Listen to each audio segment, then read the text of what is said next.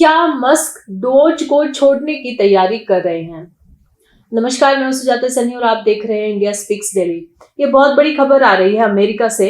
America के राष्ट्रपति Donald Trump ने संकेत दिए हैं कि एलन मस्क जल्द ही डिपार्टमेंट ऑफ गवर्नमेंट एफिशिएंसी यानी कि डोज को छोड़ने वाले हैं।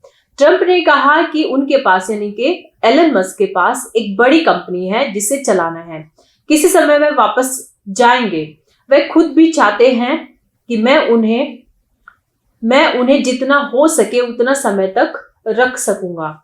तो अमेरिका के राष्ट्रपति चाहते हैं कि एलन मस्क ज्यादा से ज्यादा डोज में काम करे, लेकिन उनके पास जो कंपनी है उसको लेकर के एलन मस्क को जाना पड़ेगा। तो लगता है ऐसा है कि शायद वो ये जो department of government efficiency America का है डोज, इसको छोड़ सकते हैं ताकि अपने काम पर, अपने व्यापार पर ध्यान दे सके।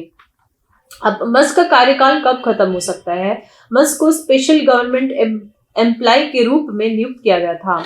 मतलब ये है कि वे 130 दिनों तक सरकारी सेवा दे सकते हैं। अब रिपोर्ट है कि मस्क मई तक एजेंसी छोड़ सकते हैं। वे कह चुके हैं कि अपने कार्यकाल में ही $1 ट्रिलियन की बचत का लक्ष्य पूरा कर लेंगे। अब डोज एजेंसी में मस्क ने ये क्या क्या किया है? मस्क ने यूएसएड और यूएस इंस्टीट्यूट ऑफ पीस जैसी कई सरकारी एजेंसियों को बंद करने और खर्चों में कटौती करने का काम अभी तक संपन्न कर लिया है। उनकी नीतियों के कारण अमेरिकी सरकार ने अब तक $140 बिलियन की बचत कर ली है। लोगों को उनके फैसलों पर क्या प्रतिक्रिया लोगों की एलन मस्क के फैसलों पर क्या प्रतिक्रिया आ रही है? रिपब्लिकन समर्थक उनके खर्च की कटौती के प्रयासों को सराह रहे हैं, लेकिन डेमोक्रेट जो कि उनकी प्रतिद्वंदी हैं और कर्मचारियों को नौकरी जाने का डर लगा हुआ है। एक हालिया सर्वे के अनुसार आधे अमेरिकी मानते हैं कि मस्क का असर नकारात्मक ही रहा है। मस्क का सरकार में इतना बड़ा रोल क्यों था? ट्रंप ने उन्हें इसलिए चुना क्योंकि वे टेक्नोलॉजी और बिजनेस में माहिर हैं। फिजूल खर्ची कम करने के लिए आक्रामक कदम उठा सकते थे, हालांकि उनके बिजनेस के कारण हितों के टकराव पर सवाल उठ रहे हैं। तो अगर मस्क जाते हैं तो उसके बाद क्या होगा? ट्रंप प्रशासन के अनुसार डोज को 18 महीने के लिए बनाया गया था और यह 4 जुलाई 2026 तक बंद कर दिया जाएगा। अगर मस्क मई में चले जाते हैं तो ट्रंप के अन्य मंत्री उनकी जगह काम संभाल सकते हैं। तो यानी कि एलन मस्क अब अमेरिका की जो उनको एक शॉर्ट टर्म के लिए काम दिया गया था एज एन